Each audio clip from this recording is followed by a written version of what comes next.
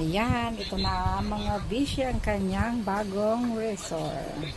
Bumili na lang siya ng bago kasi sira ng kanyang dati. Ayan, bumili na lang ng bago at sira na yung kanyang una. Ayan. Kompleto na pala siya. Meron pang ito. Meron pang ito na, chinards na. Ayan, ang ganda.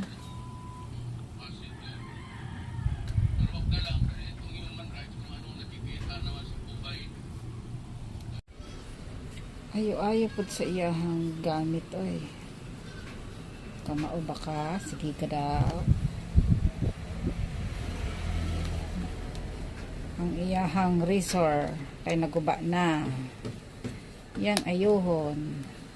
Kung mugana pa, tanawon daw nato kung mugana. Atong abangan.